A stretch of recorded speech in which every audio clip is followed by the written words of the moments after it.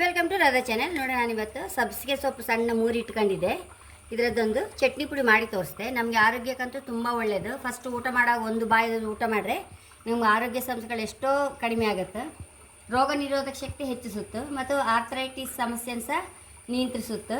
ಮಲಬದ್ಧತೆಗೆ ಒಳ್ಳೆಯದು, ಗ್ಯಾಸ್ಟ್ರಿಕ್ ಸಹ ಒಳ್ಳೆಯದು. ಮತ್ತು ಎಲ್ಲಕ್ಕಿಂತ ಮೇಯ್ನು ಬಾಣಂತಿಯರಿಗೆ ಹಾಲು ಹೆಚ್ಚಾಗಲಿಕ್ಕೆ ತುಂಬ ಅಂದರೆ ತುಂಬ ಉಪಯೋಗ. ಬಾಣಂತಿಯರಿಗೆ ಹೆಚ್ಚು ಕೊಡ್ತಾರೆ ಅದು ಚಟ್ನಿ ಪುಡಿ ಮಾಡಿ ಇಟ್ಕೊಂಡು, ಅಥವಾ ಏನಾರು ಒಂದು ತೊವೆ ಅದೆಲ್ಲ ಮಾಡಿ ಕೊಡ್ತಾರೆ. ಹಾಗೆ ನಾನಿವತ್ತು ಇದರದ್ದೊಂದು ಚಟ್ನಿ ಪುಡಿ ಮಾಡಿ ತೋರಿಸ್ತೇನೆ. ಫಸ್ಟ್ ಇಲ್ಲಿ ಬಾಣಲ್ಲಿ ಇಟ್ಕೊಂಡಿದ್ದೆ ಒಲೆ ಮೇಲೆ.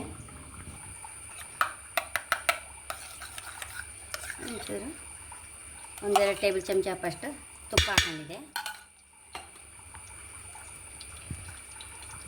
ನೋಡಿ, ಈ ತುಪ್ಪಕ್ಕೆ ಇದನ್ನು ಹಾಕೊಂಡು ನಿಧಾನಕ್ಕೆ ಸಣ್ಣ ಬೆಂಕಿಯಲ್ಲೇ ಲಾಕ್ ಮಾಡಿ ಹುರ್ಕೊಳ್ಬೇಕು. ಇದನ್ನು ಫ್ರೈ ಆದಮೇಲೆ ಮತ್ತೆ ತೋರಿಸ್ದೆ.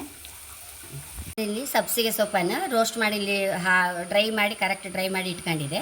ಇದಕ್ಕೀಗ ಮಸಾಲೆ ಅಂತ ಹಾಕಬೇಕಲ್ಲ ನೋಡೋ, ಬಾಣಂತಿಯರಿಗೆ ಅಗತ್ಯ ಬೇಕಾಗುವ ಸಬ್ಸಿಗೆ ಸೊಪ್ಪಿನ ಚಟ್ನಿ ಪುಡಿ ಮಾಡಿ ತೋರಿಸ್ತಾ ಇದ್ದೆ ನಾನು. ಈಗ ನೆಕ್ಸ್ಟ್ ಬಾಣಲೆ ಒಲೆ ಮೇಲೆ ಇಟ್ಕೊಂಡಿದ್ದೆ, ಅದಕ್ಕೆ ಎಂತೆಲ್ಲ ಹಾಕೋದು ನೋಡುವ.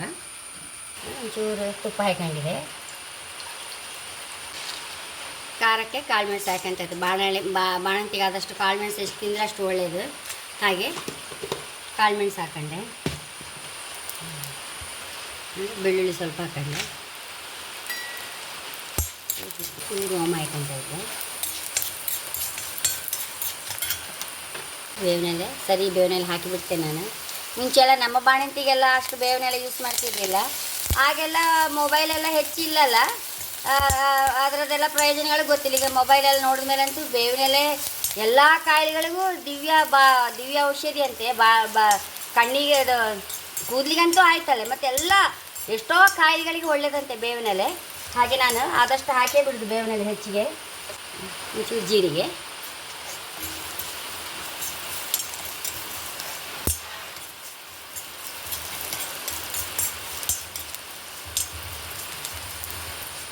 ಎಲ್ಲ ರೋಸ್ಟ್ ಆದ ಕೂಡಲೇ ಇದನ್ನು ಸಹ ಇನ್ನೊಂದು ಸಲ ಹಾಕ್ಕೊಂಡು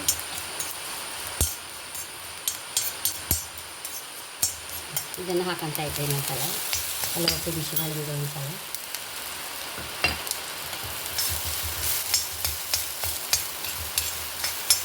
ಒಂಚೂರು ಉಪ್ಪು ಹಾಕ್ಕೊಂಡ್ಬಿಡುವ.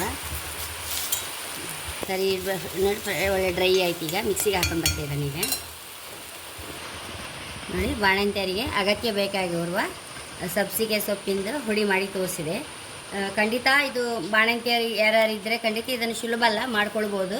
ಹಾಲು ಜಾಸ್ತಿ ಆಗುತ್ತೆ ಮತ್ತು ಅದರ ಪ್ರಯೋಜನಗಳೆಲ್ಲ ಸಹ ಹೇಳಿದೆ ಅಲ್ಲ ನಾನು. ಹಾಗೆ ಇದು ನೋಡಿ, ಒಂಚೂರು ತುಪ್ಪ ಹಾಕಿ, ಈಗ ಒಂಚೂರು ತುಪ್ಪ ಹಾಕೊಂಡು ಒಂಚೂರು ಹುಡಿ ಹಾಕೊಂಡೆ. ಸುರಿಗೆ ಇದೊಂದು ಬಾಯಿ, ಆಮೇಲೆ ಕಾಳು ಮೆಣಸು, ಓಮದ ಹುಡಿ ಅದೊಂದು ಬಾಯಿ, ಕಡೆಗೆ ಸಾರು, ಮುಂಚಿ ಕಜುಪು ಎಲ್ಲ ಚೂರು ಊಟ ಮಾಡಿದ್ರೆ ಎಲ್ಲವೂ ಮೈ ಕೂಡಿತ್ತು. ಬಾಣಂತಿಗೆ ಎಲ್ಲ ಅಗತ್ಯ ಬೇಕಾಗುವುದೆಲ್ಲ ಪೋಷಕಾಂಶಗಳೆಲ್ಲ ಸಿಗುತ್ತೆ. ಅಂದರೆ ಹಸಿ ಬಾಣಂತಿಗೆ ನಾವು ಎಂತ ಕೊಟ್ಟು ಪಟ್ಟ ಮೈಗೆ ಹಿಡಿತದೆ. ಹಾಗಾಗಿ ನಾವು ಆದಷ್ಟು ಪಾಪ ಬಾಣಂತಿಯರಿಗೆಲ್ಲ ಕರೆಕ್ಟ್ ಫುಡ್ ಕೊಡಬೇಕು. ನೋಡಿ, ತುಂಬ ಅಂದರೆ ತುಂಬ ರುಚಿ ಇತ್ತು. ಹಾಗೆ ನನ್ನ ಚಾನಲ್ ಇಷ್ಟ ಸಬ್ಸ್ಕ್ರೈಬ್ ಮಾಡಿ, ಲೈಕ್ ಮಾಡಿ, ಕಾಮೆಂಟ್ ಮಾಡೋದಂತ ಮರಲೇಬೇಡಿ. Thank you.